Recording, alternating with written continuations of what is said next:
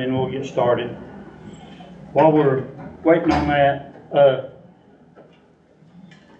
for everybody that knows, a lot of us in here knows, we lost a very wonderful, great man. He was basically another legend in Drexel. I spent many a time at his house because his son Roger and I and David Deal used to run around together in school. Doc Ron Fair died last week, passed away last week.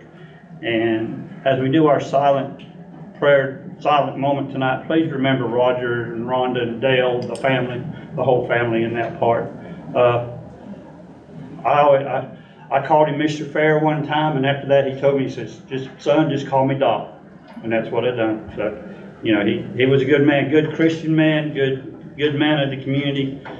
I considered him a legend of the community. Great man. So as we do our moment of silence, please remember the family. Scott, will you lead us, please? You want me to call Terry real quick? Yeah, okay. I'm sorry. You're fine.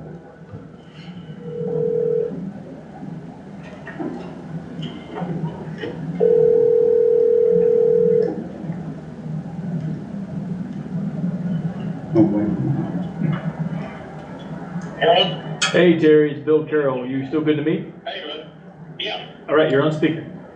Okay. All right, Scott, go ahead and lead us, please. I pledge allegiance to the flag of the United States of America and to the republic for which it stands, one nation, under God, indivisible, with liberty and justice for all.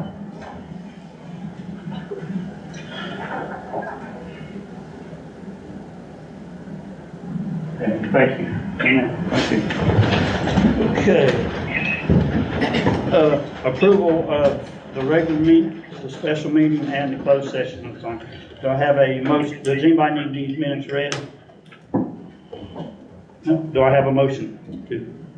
I make a motion. Motion. Do I have a second? Second. Alan, second. Okay. Yes.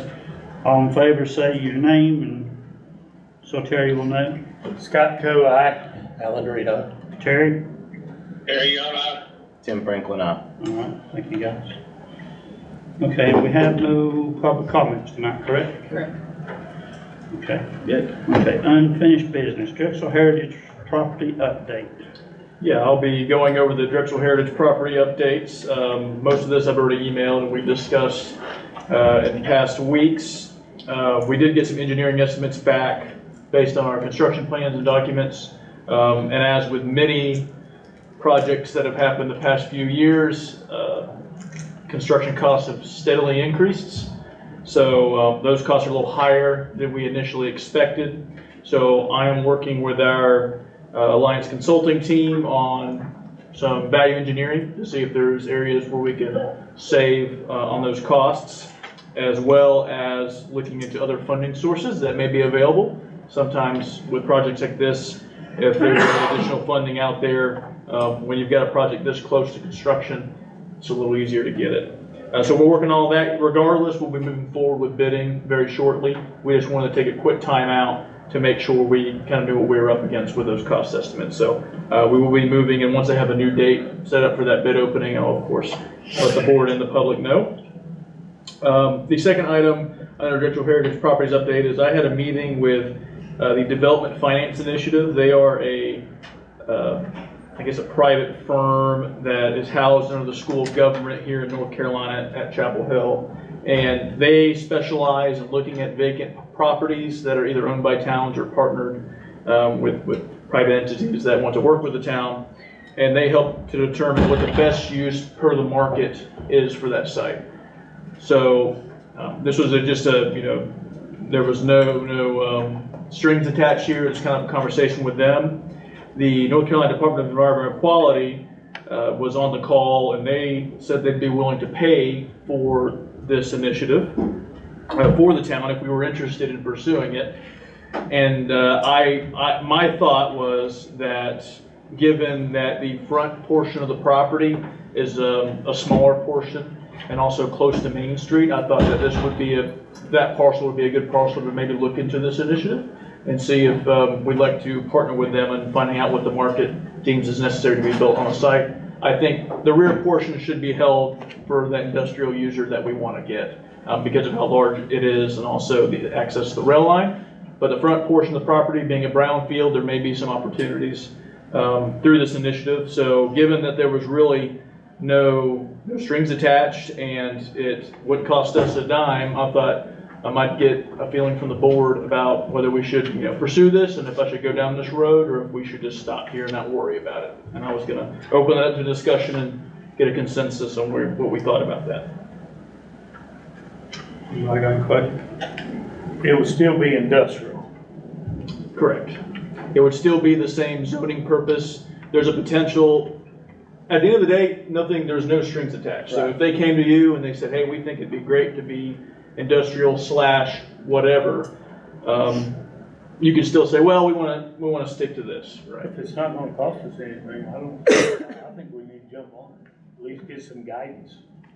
Yeah, and they are professionals with a school of government. They do this a lot with other towns. So Do they have like any kind of business development packet we could review? I'm sure they do. I could definitely reach out. And I asked them if they'd be willing to put a proposal together, but they said we're kind of still early, still too early for that. They wanted to get some more buy-in from us before doing it. They also said they'd be happy to come to a board meeting and talk to you all. So what I can do is next steps will be get some more information from them and then maybe invite them to a meeting to come talk more about what they do.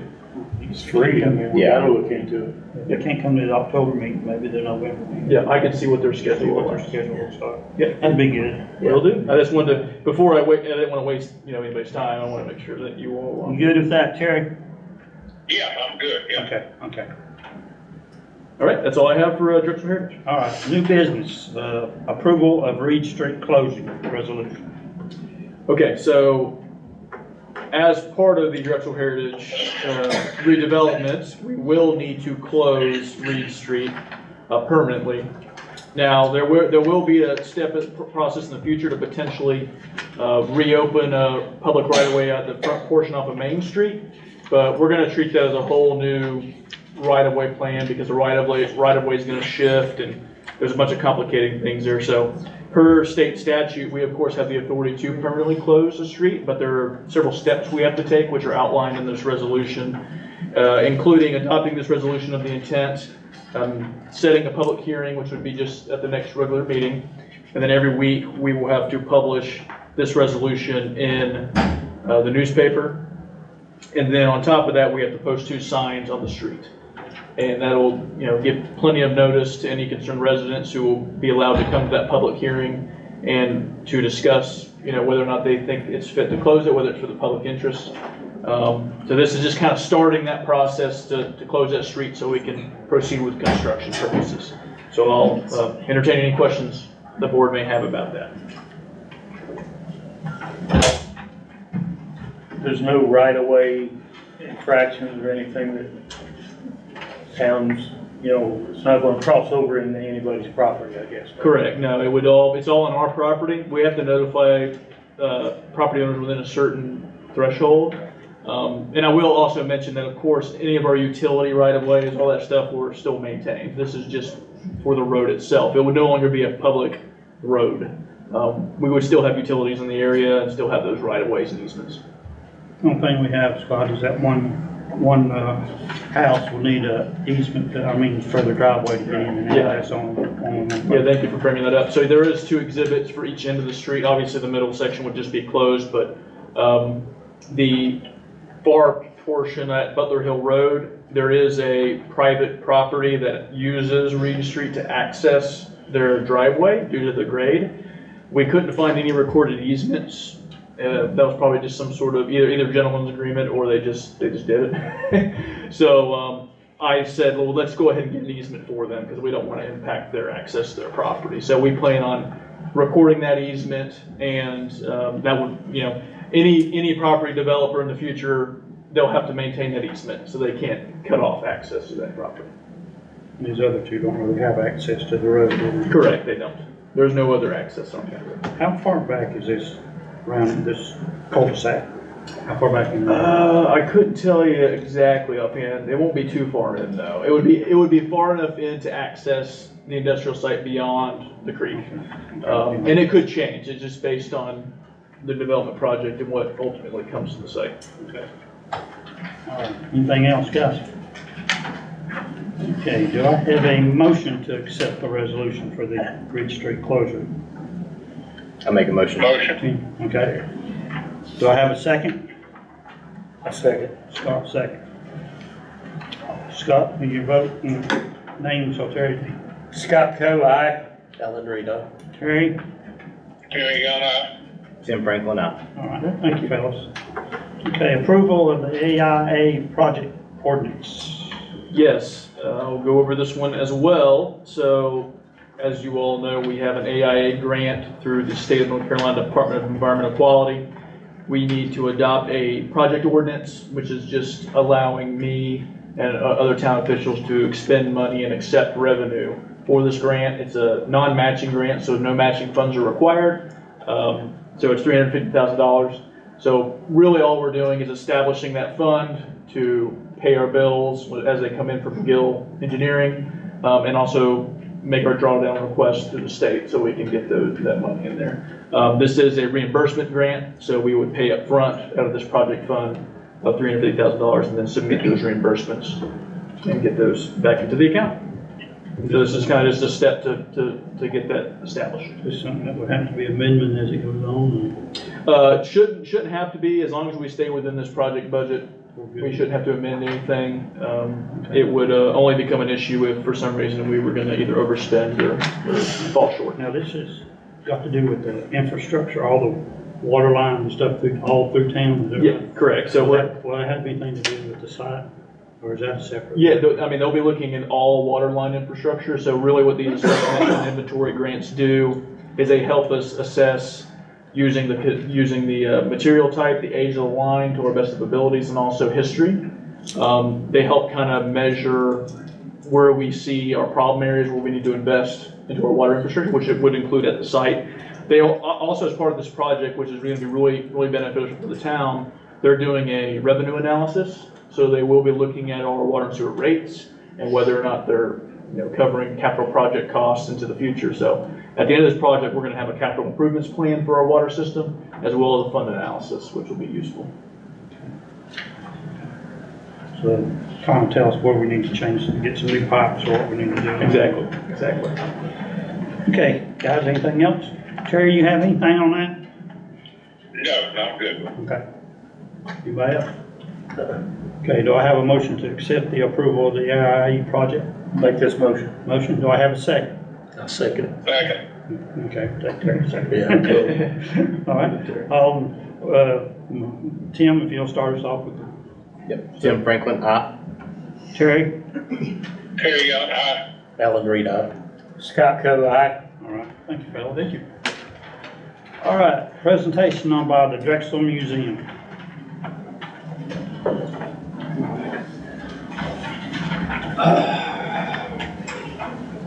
In way of introduction, I was at, I think, the Christmas celebration that we had here a couple of nights, and I was talking to a fellow, and I said, we're going to start a museum in Drexel. He looked at me and said, what's there in Drexel to have a museum for? Well, I brought you an example. What you see on the table here on both sides is a collection of band memorabilia from Leonard Brundle. This is one person's collection, and it goes through the years, 30, 43 to 44. I don't know how he put all that stuff together, but this is an exhibit in itself. This is for Drexel, and we've even got the bronze plaque for Miss Cyphers. And any of you that were in school when Miss Cyphers was in charge of the band, you walked a straight line around her, and she was not a big woman at all, but she ruled the roost. So, we're glad to have this, and if you haven't looked at this or had a chance to look at it, I'd encourage you to do so. Madeline? I went ahead and wrote up a letter, Thank you. and I did send you a copy of it by email, and I sent one to Terry Okay. so that he would have it, Yeah, careful, trip over any of the wires. and the step. Okay, thank you. You're welcome, thank you. Thank you. Here's a copy for the clerk. Yes. Thank you. Thanks. And this is just why we are asking for money. I'll just be frank. Our goal, our mission is to preserve the history of the industry, businesses, and people of the Drexel community. Our purpose is educational, and our building will be used not only for displays, but for demonstrations and classes in arts, crafts, and life skills. We will sponsor a variety of cultural center activities like book readings, speakers, club meetings, and local events. Ray Harmon is donating the building at 102 South Main. Now, we also have, and I'll show you this picture. This is currently the building at 102.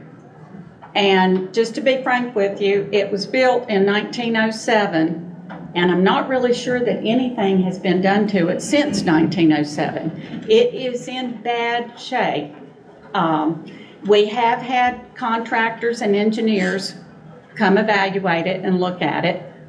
They think that we're okay to go ahead and do some work. Right now, the contractor that we've been talking to is trying to get a brick mason to come and give us some advice about the rear wall and about one of the interior brick walls. So when we get that information, we will be closer to getting a complete estimate.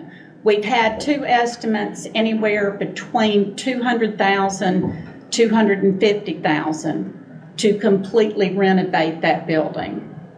Okay, and while I'm at it, I'll just tell you that this building beside of us that's owned by Chad Crosby, Maxine McCall has become our benefactor, and she has given us $125,000 that we have to match with an additional $125,000 to purchase this one building from Chad. Now, as you can see, it's really two buildings, but it's one address, okay?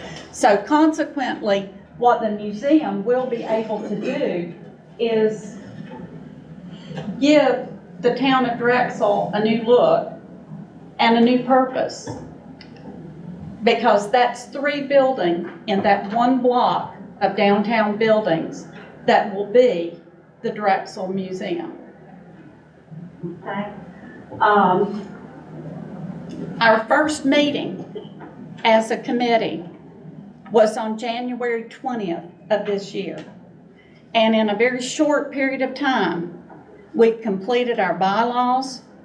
We've become a 501c3 nonprofit corporation, and we have a tax number. I have listed, and I don't want to read all of this to you, but I have listed all of the people that we have met with, including Claude Sitton, which most of you know, that's the director of the Burke County Museum. And Claude is also a graduate of Drexel High School and grew up here. So we have been doing our research. And interestingly enough, Maxine McCall is so excited about this venture. And if she could get us to get on board with her, she would buy the town of Drexel and turn it into one big museum. But she's had a little bit of flack from the members because we just are a little bit short on, oh my gosh, her vision is so big. And she's willing, you know, to finance as much as she can. And we certainly do appreciate that. But then we have the duty of trying to raise funds, you know, to match what she has promised. However, on this building, and this is the model of 102 Main Street, South Main Street, she is going to give us the money now to do the roof. However, in order to sustain the roof, to hold it, we need a new back wall. The back wall is crumbling. And we have to add a garage door to the back wall when we rebuild it. And right now, David, of course, is on our board, and I know you all know him, David Harmon, and he's an architect, and he has suggested that we use cinder blocks to recreate the back wall, because right now it's brick, and the brick are crumbling. So we will need a garage door and an exit door on the back wall. Now, the reason I'm saying that is we need the back wall in order to support the new roof. And then, of course, in order to finish the project, we need to at least redo the front wall, and that's going to require not a new wall, but it will require new windows, new doors, new transoms, and I think there's a total of 5 transoms. I put 4 because, as you can see in the picture, there are 4 transom windows at the top of this. This was originally a dime store. Most of us may be too young to remember that, but some of you might remember it. Or maybe your grandparents or somebody told you about it. But there is also a transom over the double doors. Now, we've had another little glitch. The doors, they're recessed, but they also have a slope going down to the door. According to code, they want us to have the doors to open out for handicap access. So we're going to have to do a little research and see if we can maybe get grandfathered in, because the building is so old, it's over 100 years old, and see if they will let us continue to have the doors open in. But we're not at that point yet. And today we did get 2 estimates. Well, I'll take that back. We did have 2 glass companies come give us measure and look at what we needed for that wall, and they are in the process of writing up the estimates. So I can get that information to you when we get it. At this point, we are asking the town of Drexel to contribute $35,000 to this project. And that would be specifically to rebuild this back wall and to put in the new windows and doors on the front wall. Okay. And if you have any questions, you can ask me and anybody here that's with the museum. I think we have about 9 people here tonight. I got one Okay. that I want to, and it's got to do with what you're doing and the train depot. Mm-hmm. These sound like very familiar, same, like they got same familiarity. Yeah, I don't know anything A lot about of them the look, train. seem like it's the same. Yeah. And it's almost like we'd have 2 museums. Well, I would agree with you. That's kind of an impression that I got from the last Grove Drexel meeting. Oh, It sounded a lot of familiarity, sounded like what you're trying to do, and what, I know they're doing stuff that's in the Yeah. train, just a minute, Dave. And that's, you know, I mean, that's just one thing that I had thought about. Yeah. So, But Dennis, to kind of, Go ahead. to respond to that, because come on up, Dave, come on up to the podium. I'm sorry. stand at the back.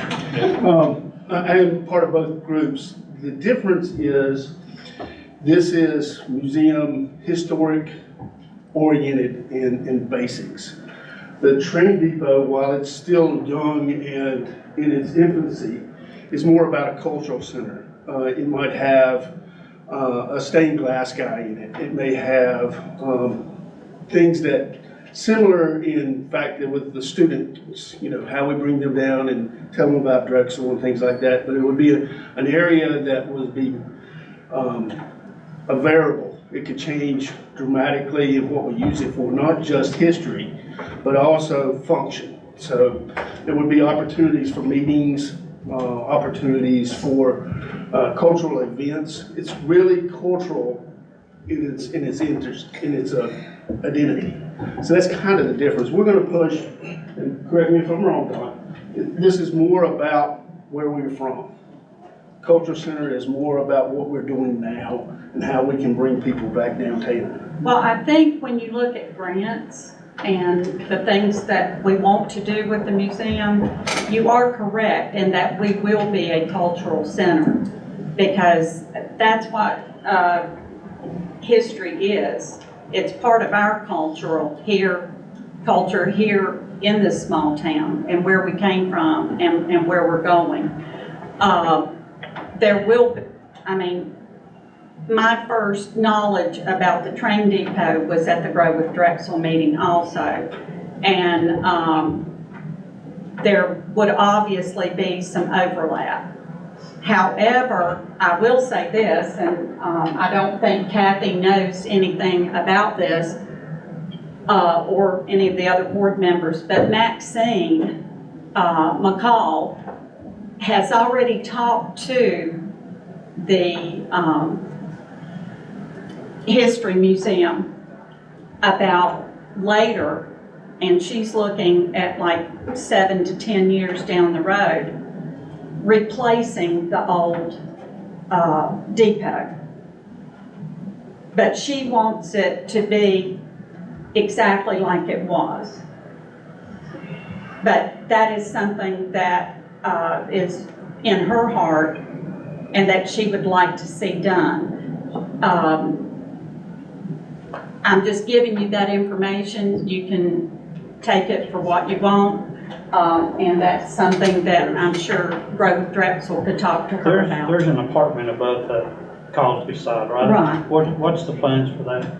There is actually an apartment in the lower part of the Cosby building, It's not in and the upper that's where part. he lives now.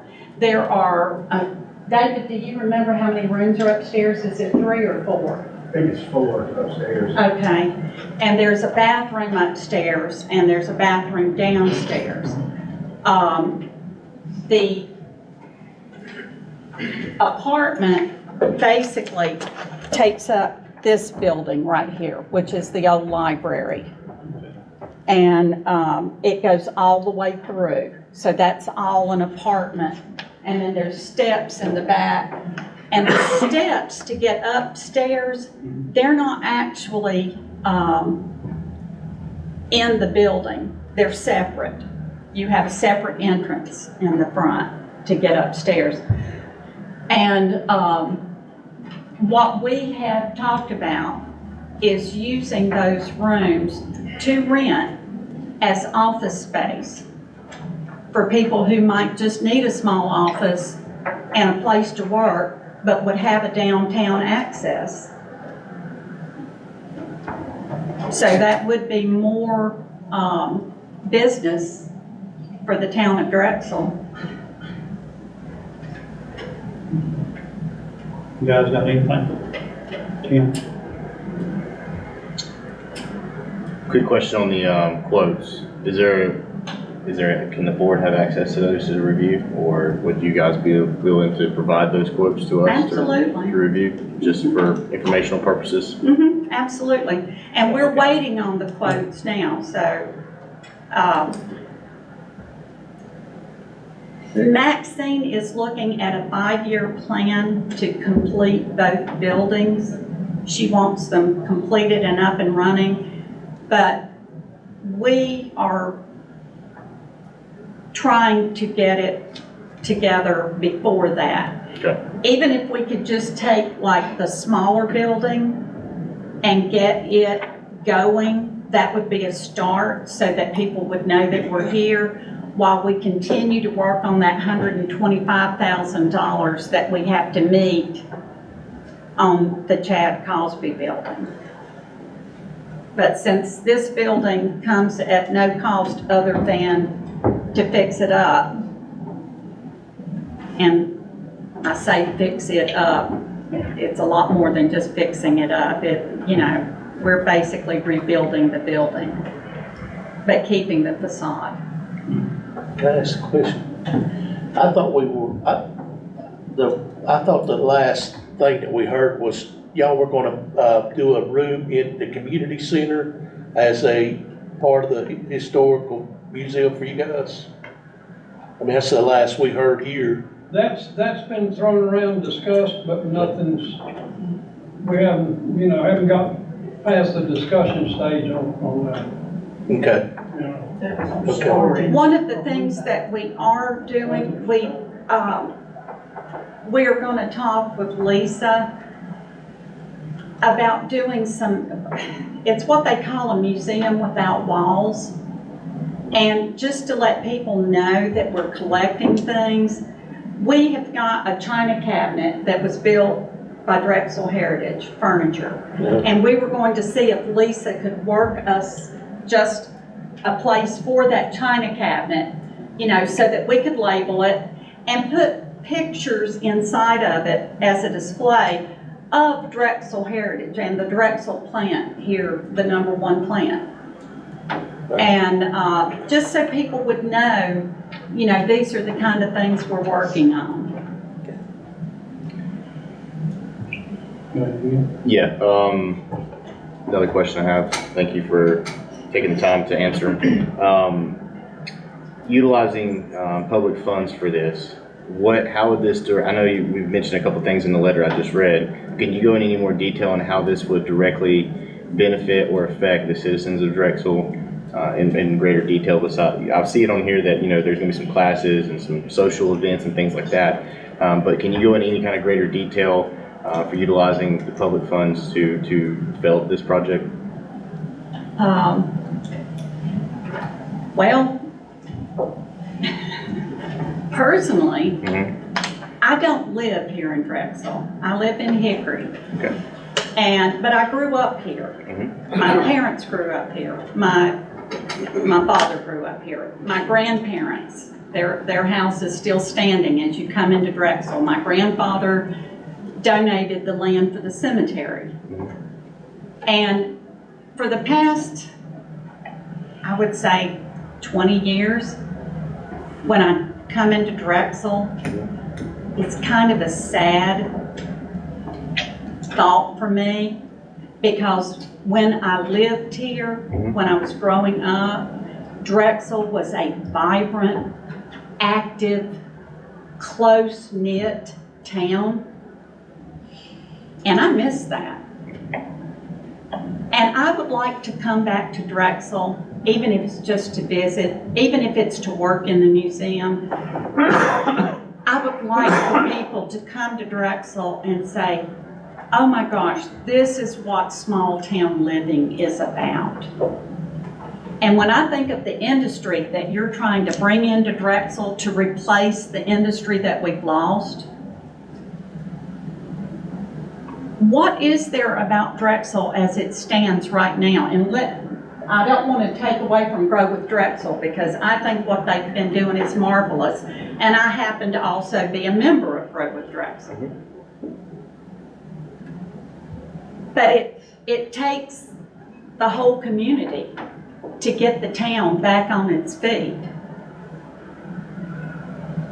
So whatever you contribute to us, we are contributing to the whole community. I mean, this is something that you want people to come to. It's going to be exposure for Drexel. When you think about it, Drexel furniture was known all over the world. We had furniture in embassies all over the world. And now, if you call, I got kind of tickled. Don called somebody in Philadelphia, and he was telling them that we were trying to start a Drexel museum. And they got all excited Because they thought it was the Drexel Museum in Pennsylvania. No, there is a Drexel, North Carolina, you know, and we're here, and we think we're important. Mike, come on up to the podium. Thank you. Mike Chandler, or do you want to say something, Mike? Yeah, I was just going to say real quickly, the train depot was brought up as a topic, which you brought, Dennis. I'm sorry? The train depot was brought up, which you brought up as a topic, the train depot.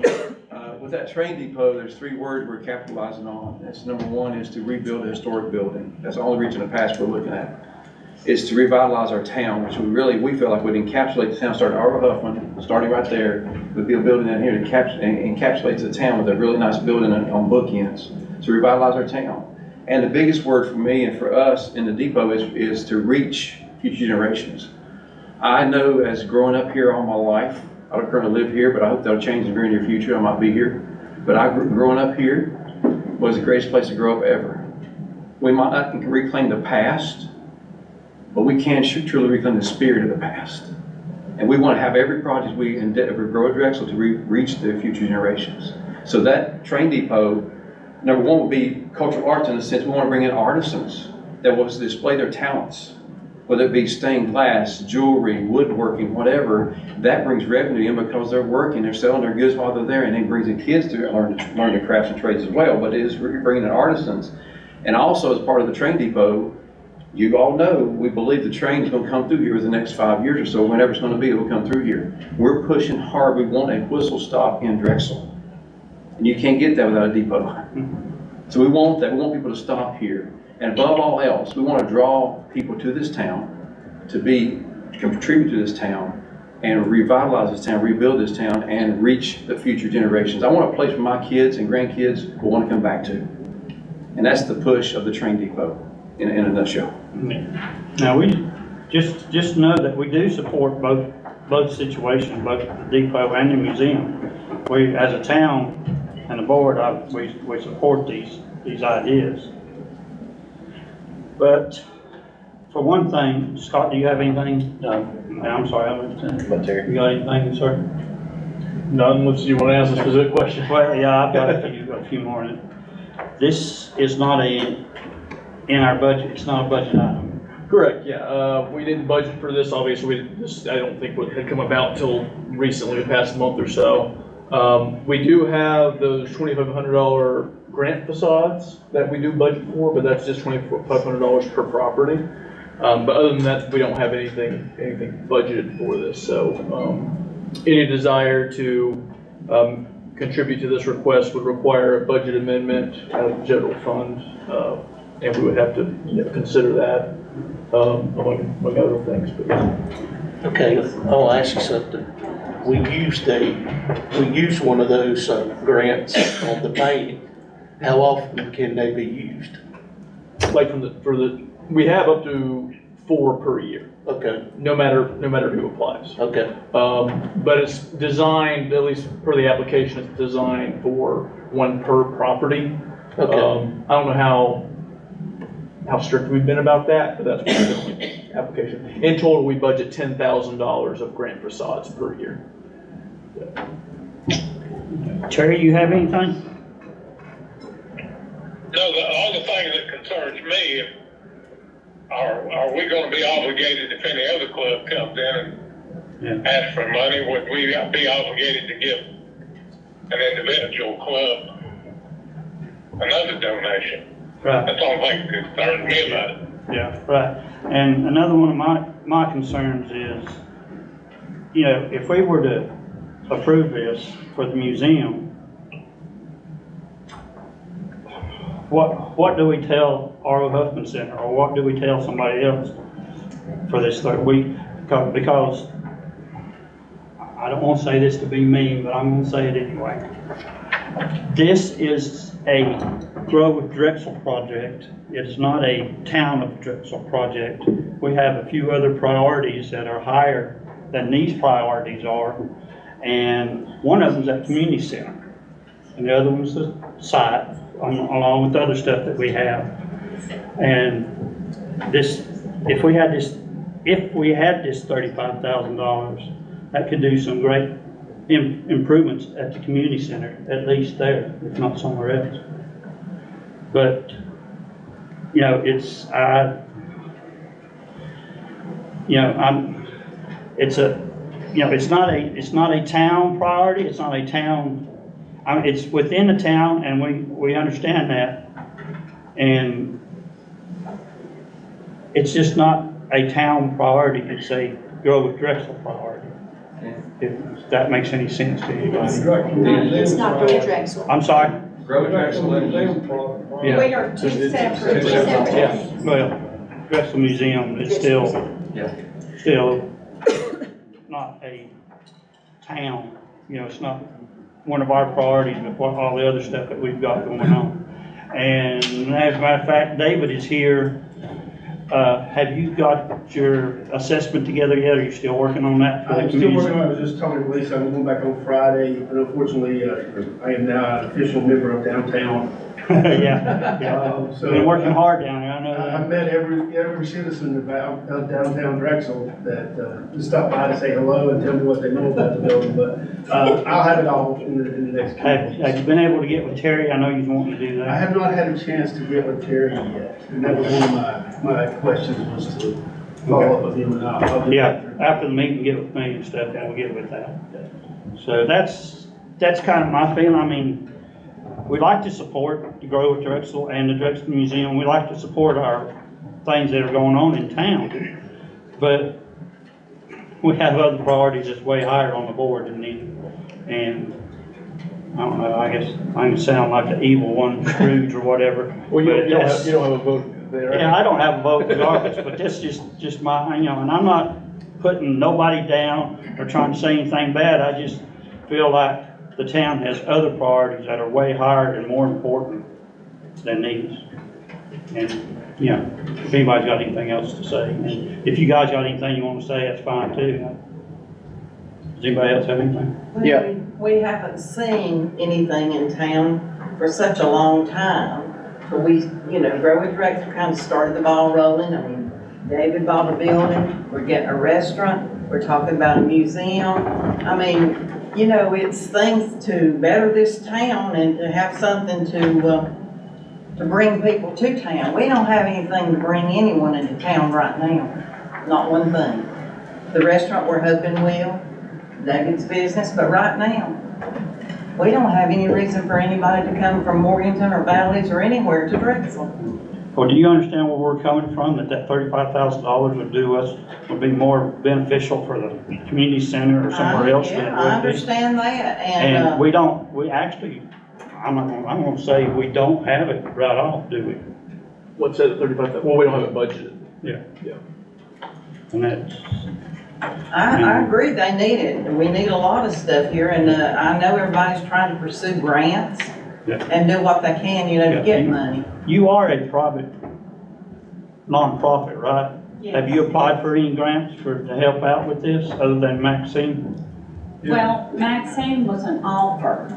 Oh, that was an offer. Yeah, she came to us when she heard about the museum. She wanted us to know that we had her support. Okay, And the issue, as I heard Bill talk about earlier, is that we have only been out this, our first fundraiser was in June. And today, I told you on this that we had raised $8,427.12. But Mahela, who is our treasurer, notified me that we are now close to $10,000. had a good fair booth, didn't you? Yeah. Had a we good really Dunkin' did. booth. The Dunkin' booth. Had was done a well big on that, didn't it? Success, yeah. But, if there is a way that you could help us with any amount, whatever you could see that you could help us with, we'd be glad to take it. And furthermore, we also work with Grow with Drexel, and, you know, we support what they're doing, they support what we're doing. We had a booth at the Drexel Fair together so that people would see what we were doing in Drexel. And we also had a fundraiser with the community center. We had a dance. So we did team up with them, and we don't mind doing that in the future. I mean, we hope that we'll all be able to work together because we're all working for the same goal. Right. And I don't know how the rest of you guys feel, but I agree with Terry on the fact that if we do one, then we'll have others that will expect the same thing, and I don't know. Our budget is tight. Yeah, we've got $9 million. If we're lucky. Well, we're not really. We have, I mean, we'll go down to the funds later, but we have, 3 funds. So the electric fund has to be used for electric. The water and sewer fund has to be used for water and sewer. Then we have a general fund, which is property taxes and sales tax revenue. And we just brought up that we're short money for the Drexel project. Yeah. Correct. The funding on that is. And I know when Tim brought up an example, it was gonna cost several $1 million. So that we're looking at, so. Can I make a motion? Can I suggest something? Yeah. Can I, since this is the first night that I've heard about it, can we talk about it maybe in the closed session that we got and see how it weighs out? Do you know the answer, if we can talk about that in the closed session? You could, but it's not really closed session business. Okay. All right, I understand. Yeah, there's certain items. Okay.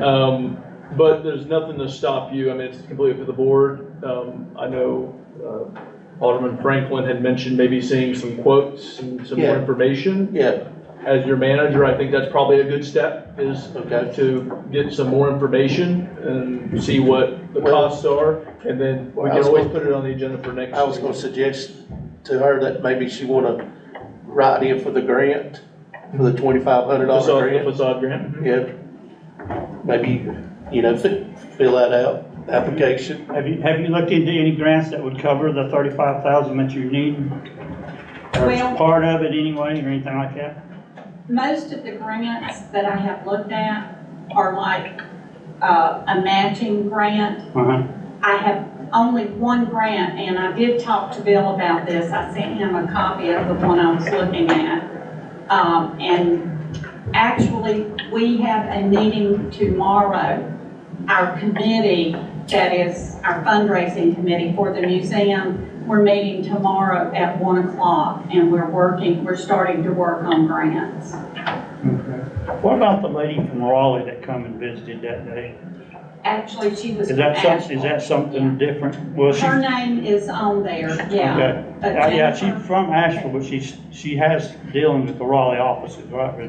Yes, they do, because they're state. Is there, have you heard anything from that? Is there anything you can use from that? Or is that, how does that work?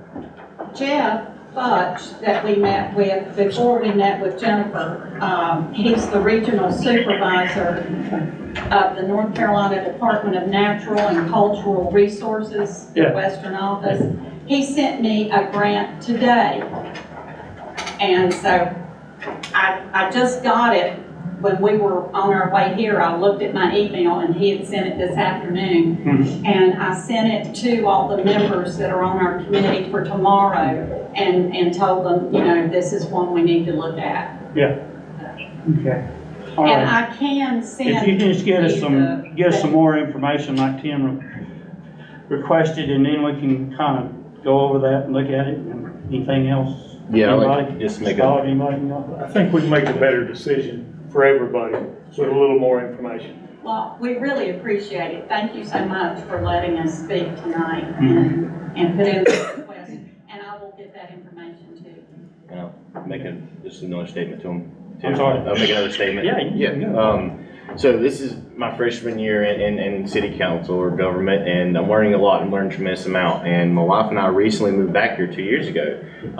Like what you were just saying, the reason we moved back was because of family, right? And that's the reason a lot of us are here is because of family. My great-grandparents, my grandparents, my wife's great-grandpa was Carol Franklin, a lot of you know. and made a tremendous impact on us coming back. And while I do agree with you in terms of what can we offer to people to attract people, especially in my generation, I'm trying to do that tremendously. And coming into the town and being in the council, there is a massive amount of projects that I see that, right or wrong, it's just been the status quo for the past several decades, especially since Drexel Heritage left. And that's why I'm really a big proponent of the new industrial side and trying to make that work. And one of the things that he mentioned is that in my private expertise, I did do a quote myself for that site, and we came in well over budget what was allocated. And I shared that with the board just to give them an idea where we're at.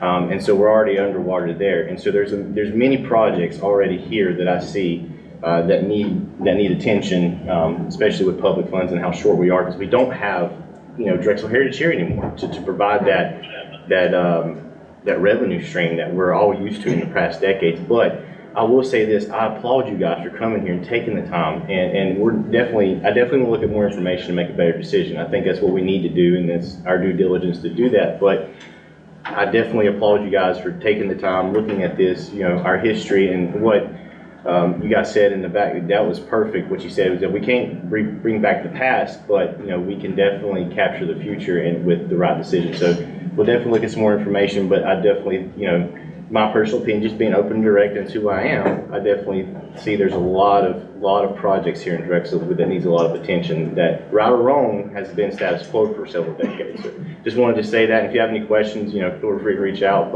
And again, I have an extreme fear of public speaking, so apologies for the voice and the really fast talking. So I'm just getting over that. I'm trying to get over that. So You wouldn't. I guarantee you, this board, all the information this board can get, with these guys that I'm working, that on the board that we are working together now, these guys really look into details. We really break down the details, and I appreciate them for it. And just get us all this information, even something on the grant that you just talked about or something. Just anything you can get us to where we can mail over it and see what we can do for it. Okay. Okay. And we appreciate it so much. Thank you All for right. all Thank your you. support. Thank you. Appreciate everything you're doing. Thank you. We're very grateful for What about the Drexel. benefits that Drexel Knitting Mill, what benefit do we get from them? We Drexel get Knitting Mill? the Because you can't Miami talk to them, Thread. they won't let you talk to them and they run you out. Miami Thread. We get taxes off of We it. typically don't know get what tax they- value, they're a utility customer. Do what? We get their property tax values of the property, and they're also a utility customer, so they pay utilities. What does that amount to? I couldn't tell you off the top of my head, I don't know. Okay. Anybody else got anything on that? good. Everybody good? Good. Terry, you good? I'm good, yeah. Okay. All righty. We'll go on to the next item D, presentation of a homeless in Drexel. Chief, come on up to the podium.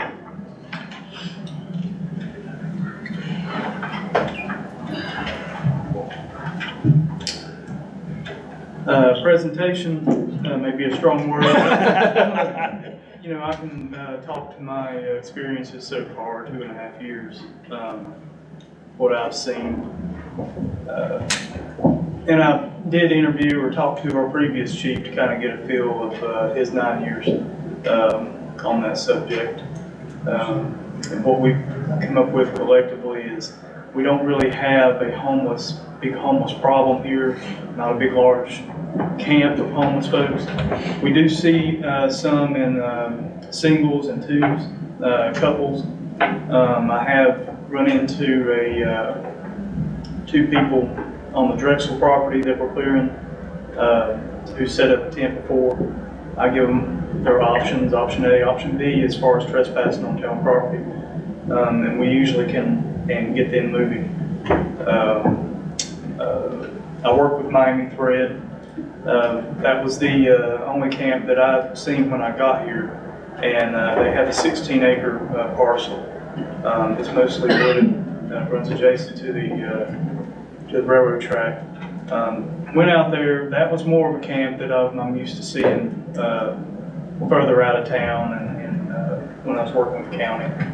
But working with their staff there, we went out there and just basically cleaned it up, and those folks moved on. But you know, we'll see a singular homeless person here. We'll try to get them some help through leads, law enforcement, assisted diversion if they're having some substance abuse issues. We know it's against the law. If we got to charge them, we will. We'll get them some housing for the day or until their next court date. There's also some assistance through the jail for those kind of folks. We can call DSS. We're in some talks, the chiefs around the county and the sheriff. We're in beginning stages of some talks and possibilities on how we can provide some assistance for the homeless throughout the county. I can't speak to that yet. We're just starting those talks. But as far as having the homeless problem here that I'm concerned about right now, I'm just not seeing it, and I haven't seen it over the last 2.5 years. Now, when I do see a homeless person or two, we try to move them along, because I have, I think one of our concession stands at the baseball field got broken into. We made an arrest on that. They stayed in there for the night. But we do regular security checks on all our properties. We found them and made that arrest. But if we see someone on the school property, I've run into that before, they have those overhangs around the elementary classrooms. We make regular security checks around the school at night, during the day. We'll move them along. They have 2 options at that point. We can't have them on school grounds.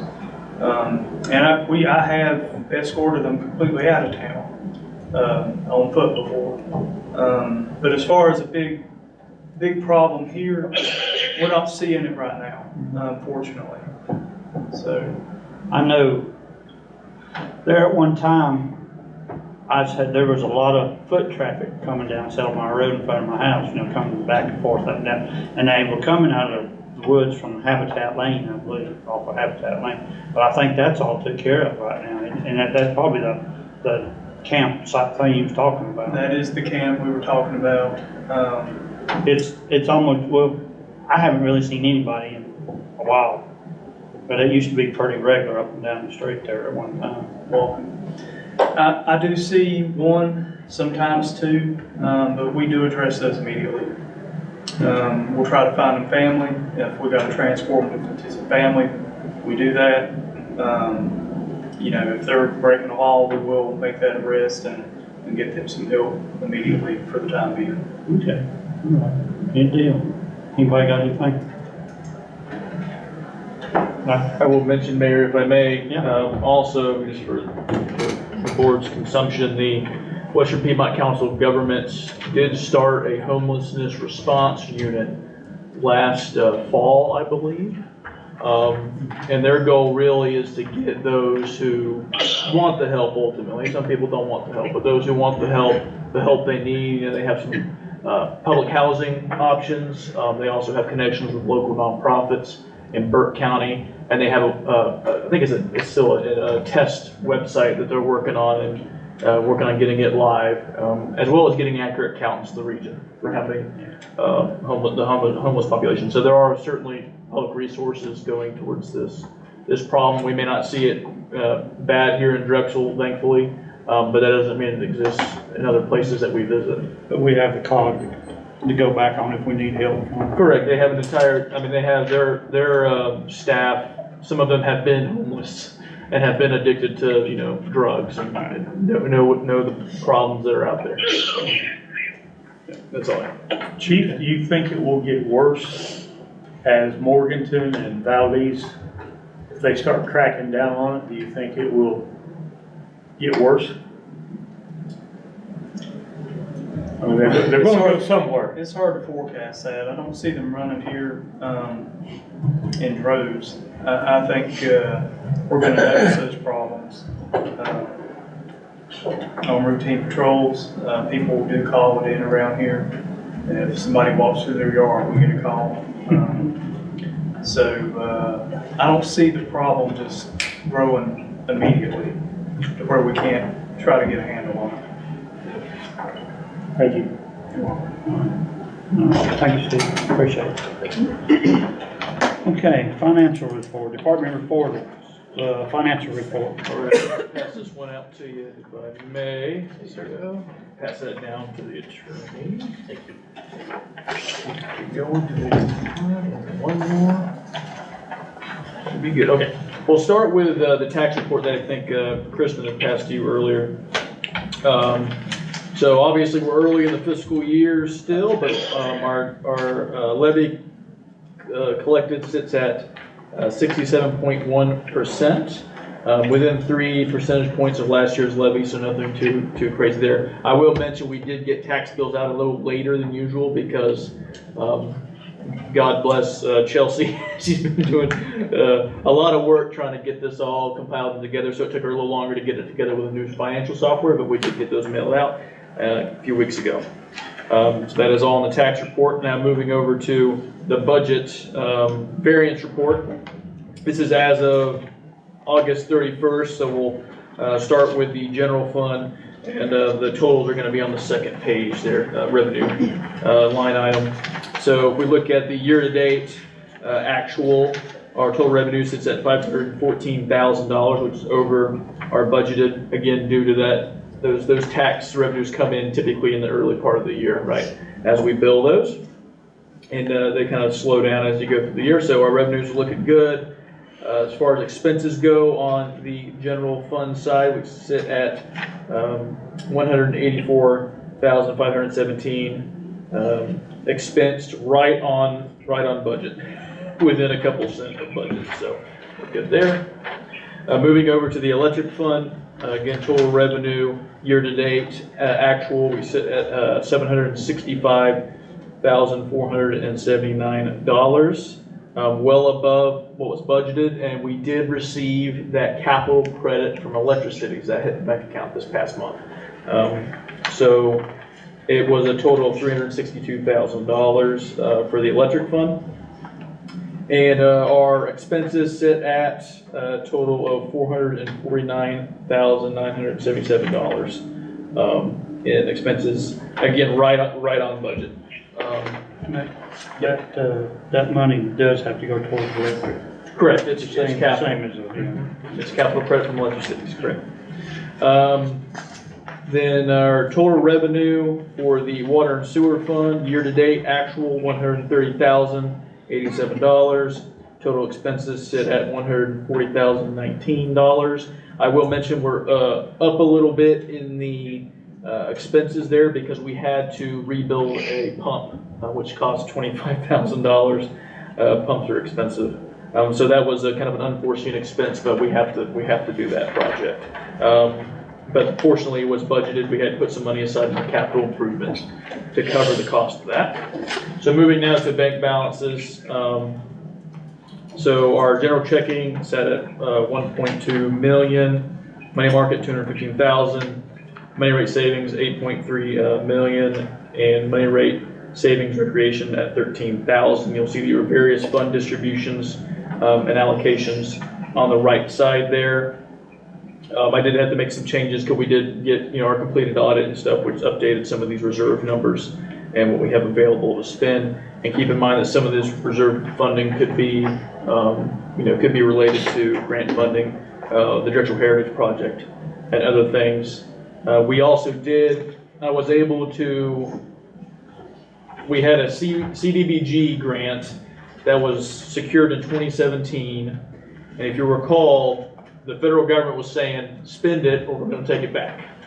And I was working with the COG, and we were like, how are we going to spend all this? How are we going to spend $360,000 in a couple months? Fortunately, we were able to work with our other granting agencies and reallocate some funds we had spent last year for our consulting engineers and reassign those to that grant. So we did receive that reimbursement back into the bank account. So that was received and is spent and off the books now. Ben addressed that in the last meeting, didn't he? He mentioned it in the last meeting, yes. So he really helped. He was the guy doing the legwork, calling some of these agencies and helping get these approvals done. And that is all I have for the financial report, unless there are questions. Good job. Thank you. Okay. Steve, come on back up. You're a famous man tonight. How did the week at the fair go? No issue there? Well, we had about a week and a half at the fair, and we didn't have any major incidents. We didn't have an arrestable or reportable incident. We had a couple lost children, some found and returned property, but we were able to have enough officers there and stay moving and to prevent anything major from happening. So it went well. Okay. Go ahead. Well, I'd like to thank the Fair Board. Nobody named in particular, but they did come through with some funding. I think 2 different lines, one for outside agency funding, and one to help us with the added weekend. So they met us with some help, and we really appreciate that. But as far as our report goes, we had 6 reportable incidents, 5 closed cases, 1 arrest made, 10 traffic citations, with 3 of those being warnings, 2 motor vehicle accidents, and 3 other papers served. Our charger, it's back, it's marked, it's ready, all except a computer stand. I think we sent a computer stand up to the company that done this installation. So I'm in talks with them to get that installed. It's more of an inconvenience not to have that in the car and go ahead and put it on the road. We can go ahead and put it on the road. We'll do that if that's what you want. But we'll need to get that stand put in there pretty soon at some point. So. Did you receive your insurance money back on the other vehicle? We did receive that. Good job. Okay. Have any idea when that stand will be ready? We'll have to get our stand from the company in Franklin and install it ourselves, or wait on them to come install it. Looks pretty sitting out there, but I'd like to have it on the road, looking pretty. And we can put it on the road. No, if it's not ready, I don't want to, I mean, it's up to these guys, but I think, and Chief, you just correct me if I'm wrong, it's a safety thing. You don't want the laptop flying around the car. Well, we may have, it could cause a wreck, and we may have to replace the laptop, and we don't want anybody getting hurt. No, So we want that computer secure during duty. Yeah, nope, we don't want to do that. You guys got anything? No. All right, thanks, sir. I was telling somebody last night, Chief, about the police department at the fair. I'll just tell you, you got a bunch of top-notch staff, and we appreciate what you do for Drexel. I know we do, and I appreciate you saying that. I'm glad to have them. I mean, they step in. We got temporary residents that work the fair, and you know, we got some of our officers helping the recreation director tape off and keep that field cleaned up, where we're not spending all the money we make fixing the grounds after we're done. So it's all hands on deck, and just a team effort. Okay. Appreciate it. Thanks, sir. Appreciate it. All right, Mr. Chief Wilkie. For the month of August, our fire department roster is holding a total membership of 24. We've had a total of 8 fire calls and 27 medical. The last few days of August, we did receive 1 extra call for a structure fire and 2 extra medical calls, which bring it up to a total of 29 medical and 9 fire calls. Our dispatch to arrival time is holding at 7 minutes, which is pretty good due to the distance we're having to go last few weeks. They've come down some, have your times? Yeah, a little bit, yeah. I'd say just a little bit, but. The dispatch to arrival, I think you want that down to about 5 minutes. In town, yeah, it'd be nice, but yeah, we're having to go, like I said, Catawba County, all the way up in Chesterfield. It's just, yeah, but for the distance we have to go, the time's pretty good. Okay. Jonathan, I noticed a lot of fire departments online, on Facebook, and different things that are requesting volunteers. Do you have problems? Do you still have problems getting volunteers? Yeah, everybody does. Yeah, okay. That's a I know you got 24 here on your membership, but I didn't know how it was getting. Yeah, it's a statewide problem, actually. Well, I actually say countrywide. Yeah, volunteers, it's dwindling down. Right. By year, yeah. It's Police hard. and fire pretty much, you know, I know that's volunteering, but the police department also has that. How about an update on the new truck? Is it getting close? Yeah, I should get an update Thursday or Friday. I'm hoping to get a delivery date Thursday or Friday, but last time I checked, it's still disassembled. They're still going through a bunch of electrical stuff. Yeah. But I'll email Mr. Carroll Thursday as soon as I get that update, and I'll let you. The pictures you sent look good. Yeah, it looks really good, yeah. It's looking good. We might parade them around town and get that in the party. Absolutely. Yeah. We'll show them off. So hopefully the next 3 We can weeks. show it them should off. be here, Yeah. All right. Thank you, sir. Appreciate it. All right, Miss Butler. You're up.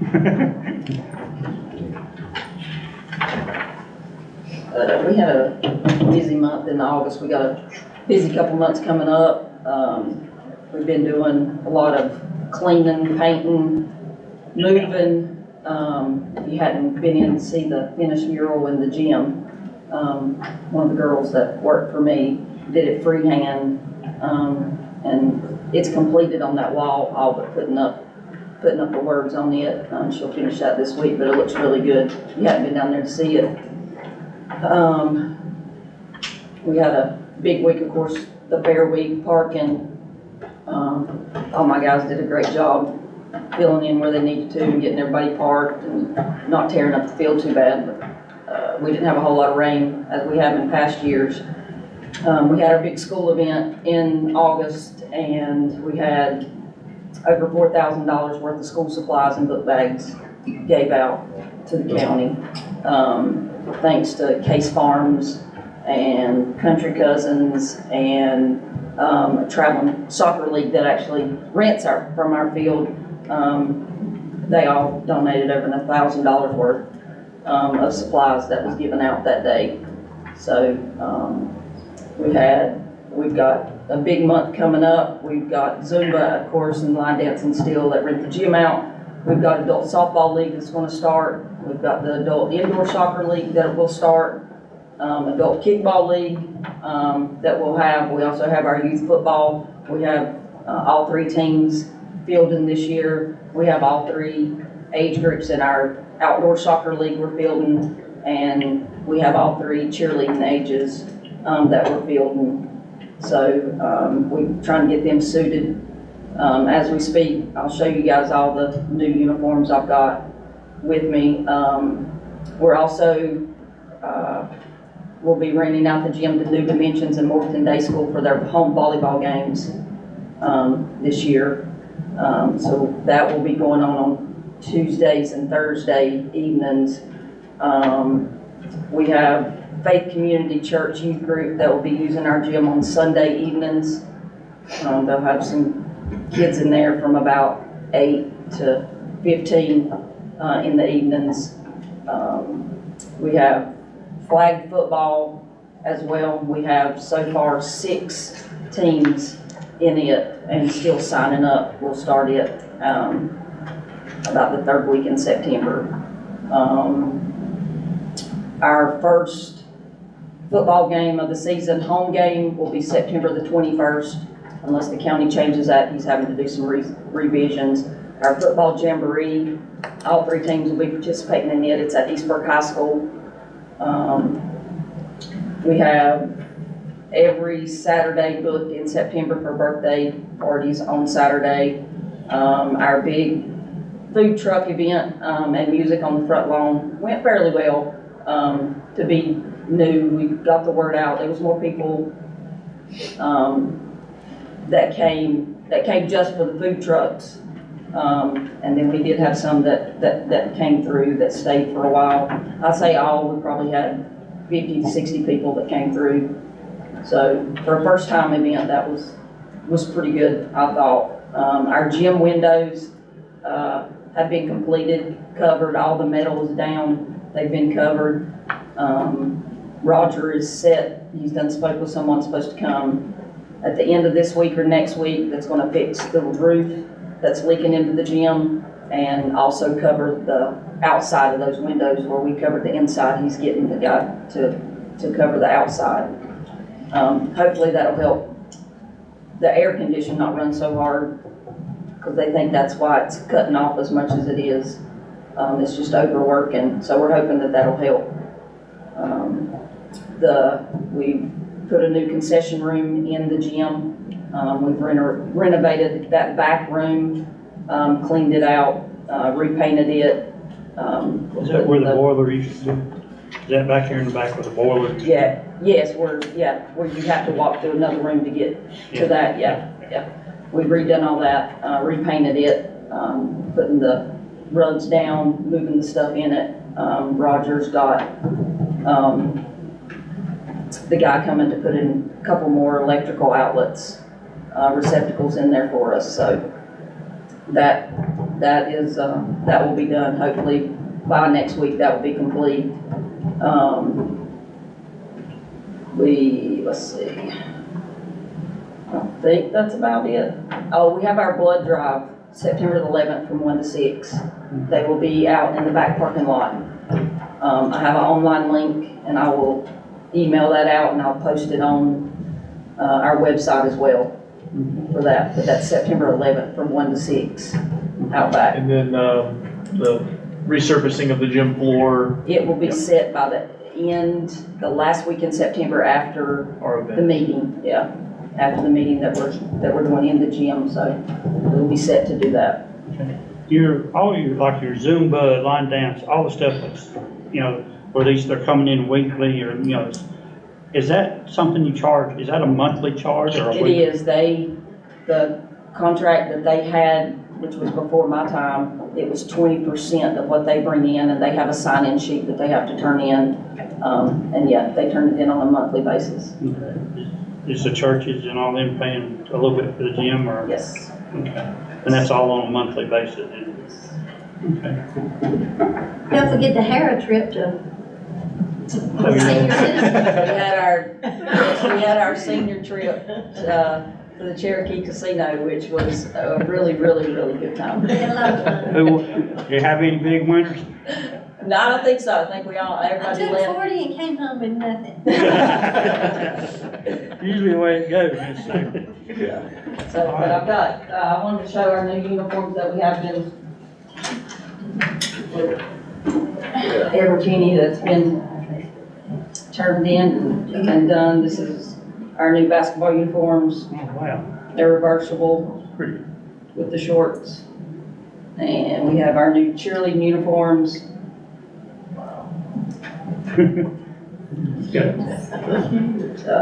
This is our new soccer uniforms that come with shorts too, and then our new football uniforms. Good deal. Good job. The guys are gonna they're really excited. All the kids are excited. We've got, I think 74 kids signed up right now for football, 60 for soccer, and 52 for cheerleading. Good crowd. Did we get the bird problem? Didn't we have a bird problem? Bird problem has been taken care of. Our last little pigeon flew out. We hired a professional. Yeah, our last little bird flew out last week. Hopefully they stay So away. you did get it stopped up or where it would be, took care of it? Yes, and it is good. They came in and did a great job. Go Forth, who does both of our buildings spraying. The guy come in, he done a great job. It's some funnel system. They fly out, they cannot come back in, and it's guaranteed for the next 3 years. Okay. Good. Great. Wanted to make sure that's taken care of. Thank you. And I will mention it from the recreation side. I've talked with Lisa and Roger about the playground. I know it's kind of been an ongoing thing about the playground set out back, wanting to get it moved. I've talked to a couple people I have contacts with about whether, what happens if we move that, what's the liability. And if we move it, I don't know if I would recommend we reuse it, just because we're gonna have to yank it out of the ground, which could damage it, and then if you reinstall it, there's a potential of somebody getting hurt. So I was gonna get the board's kind of feeling on whether we wanna just have our guys yank it out, do we wanna hire a professional to try to uninstall it? or, you know, what the next step is, and, you know, kind of go from there. If we do yank it out, we could theoretically sell it to someone, like a church or a school or something. Would the elementary school or one of the churches maybe be interested, or have you got anything on that yet? I mean, I don't know about the school or we hadn't been that far to ask. How old it is?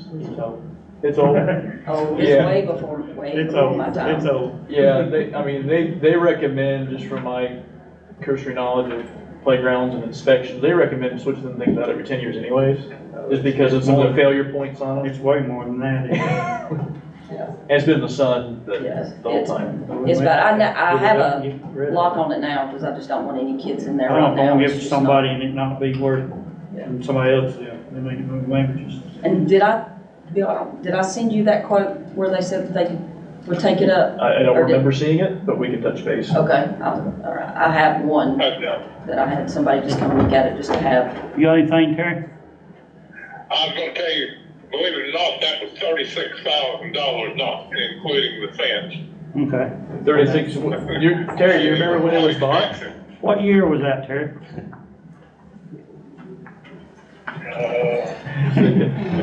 Lord, I don't remember. It's been a while, 36,000. Another page for his book he's writing. That didn't include the fence. Okay, all right. It was when the county was involved down at the center. That's from the county, okay. Because we bought the playground and they paid for the fence. Okay. All right. Well, we'll explore our options there, try to get, we want to get it down so that she can utilize it for other purposes, because it's not being used right now. Okay. And you won't need the fence anyway. There's been a couple people say different things. There's a way they say you can take the fence down and reuse the fence, but it has to be taken down by a fencing company so that they can stretch it and put it back. If you just yank it up, it's not going to be reusable on the fence. Okay. All right. Anybody else? You good? Good. Thank you, ma'am. Thank you. All right, Miss Teresa.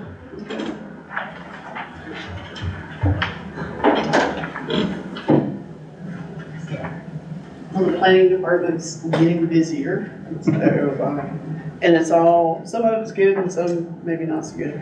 But, so far this year, I have 42 permits. Always had some minor subdivision, reviews, and I think the manager went to a mandatory review officer training, and I'll be going in on the 11th. Okay. And that's for the county. And I did, all the violations are clear so far, but I did find a new one that's number 3 on your list. And we're meeting on the 12th with a developer who owns a property on Burn Street for possibly 11 to 12 townhomes. Okay. And once, I don't know what their build out costs are gonna be, but once the pricing that they gave me, it'd be about $4.2 million tax base to the town. So that will help us when we get our industry, so people may have a place to live. Yep. When they get, Sound good? Sounding good? yep. And working with the planning board and revising the zoning ordinance to be a little more accommodating to residential development, and that's a recommendation from the Council of Governments based on their housing toolkit project. They're even working on an additional housing toolkit project that they want to be a little bit more update because we need rooftops in this region so that we can accommodate more industry. If we don't have that, then industry has a tendency to move elsewhere, or people are having to commute further than they necessarily need to. But meeting with the planning board on the 10th to hopefully get that rolling. So, and I know I've said this a couple times, but we need planning board members. So If you'll have any ideas of people who'd be interested in the planning board, have them talk to us. Okay. Yep. Right. Thank you. Okay, thank you. Mr. Kevin.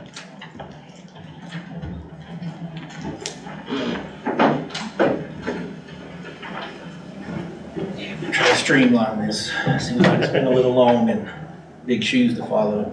If you see your report, there's been quite a few updates on the resolve things. I was through the town today looking at what was there and what had been reported. And I had some good feedback. I actually had folks coming out of their house today saying, hey, can I talk to you? And I said, yeah, sure. So good feedback. They were just needing some understanding of this being this and that being that. Had one complaint come in from a gentleman that approached me, so he was just questioning what was going on down the road. Like I said, about 4 of those that are not resolved, they're actually resolved now on that page, on the front page. Mr. Code, the topic of the 204 North Main, since last month, we've had 2 events, and Mr. Carroll, you may want to share about your side, and then I'll I'll follow up. So we've got a nice case file on them, so we'll be working over this month, since we'll be putting some ads in the paper anyways. Go ahead and take in the next step for advertisement, because we're required to do that by statute.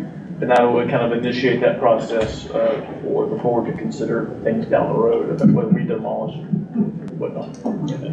And then the borough of Drexel, there was Mr. Chandler, I know he stepped out, but he had actually asked what it would do to be able to get involved in that process. And so I know I referred him back to Mr. Carroll about, what your guys' involvement was. And so I haven't heard feedback from either side, but I've also received an email, and I'm going to bring it up here, and I'll just give it to you to pass around. This is from the actual investor. He has emailed that he wants to fix the property. So with that being said, I'm gonna do a follow-up to him and say this is some timelines, and you stay on track. We can make it happen if that's what he's willing to do. If not, we'll follow through with trying to get this process taken care of.